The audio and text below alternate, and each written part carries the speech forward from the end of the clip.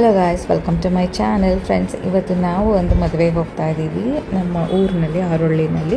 ನಾವು ಮದುವೆ ಆಗಿದ್ದ ಚೌಟ್ರಿನಲ್ಲೇ ಇದು ಮದುವೆ ನಡೀತಾ ಇರೋದು. ಸೊ ತುಂಬ ವರ್ಷ ಆದಮೇಲೆ ಇದು ಒಂದು ಮ್ಯಾರೇಜ್ ಒಂದು ಈವೆಂಟ್ಗೆ ಅಟೆಂಡ್ ಮಾಡ್ತಾ ಇರೋದು ನಾನಂತೂ. ಅದು ನನ್ನ ಮಗ ಹುಟ್ಟಿದ್ಮೇಲೆ ನಾನು ಫಸ್ಟ್ ಟೈಮ್ ಅಂತಲೇ ಹೇಳ್ಬೋದು.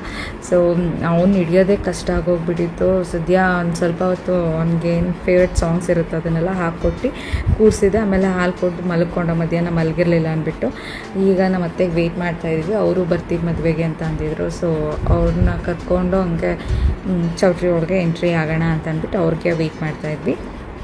ಸೊ ನನ್ನ ಔಟ್ಫಿಟ್ ಎಲ್ಲ ನೋಡೋಣ, ಮದುವೆಯಲ್ಲಿ ಪೂರ್ತಿ ಯಾವ ಥರ ಕಾಣುತ್ತೆ ಅಂತ ಒಂದು ಫೋಟೋ ತಕ್ಕೊಳ್ಳೋಣ ಅಂತ ಅಂದ್ಕೊಂಡಿದ್ದೆ. ಅದು ಬಟ್ ಆಗಲೇ ಇಲ್ಲ. ಇದು ಎಷ್ಟು ಚಿಕ್ಕ ವೀಡಿಯೋ ಆಗೋಯ್ತು ಅಂತ ಅಂದರೆ ನನ್ನ ಮಗ ಏನು ವೀಡಿಯೋಸೇ ಮಾಡೋಕ್ಕೆ ಬಿಡಲಿಲ್ಲ.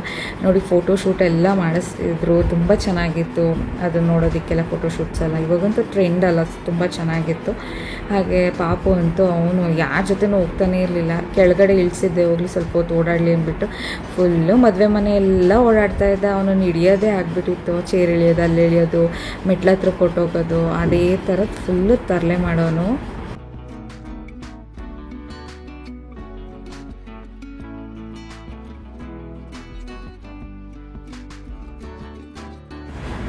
ಜನ ಸ್ವಲ್ಪ ಎಲ್ಲ ಕಮ್ಮಿ, ರಶ್ ಎಲ್ಲ ಕಮ್ಮಿ ಆದಮೇಲೆ ನಾವು ಸ್ಟೇಜ್ ಮೇಲೆ ಹೋಗಿ ಅವ್ರಿಗೆಲ್ಲ ವಿಶ್ ಮಾಡಿಬಿಟ್ಟು ಫೋಟೋ ತೆಗೆಸ್ಕೊಂಡು ಹಾಗೆ ನಾವು ಬಂದ್ವಿ. ಹಾಗೆ ಊಟ ಮಾಡೋಣ ಅಂತ ಅಂದ್ಬಿಟ್ಟು ಕೂತಿದ್ದೀವಿ.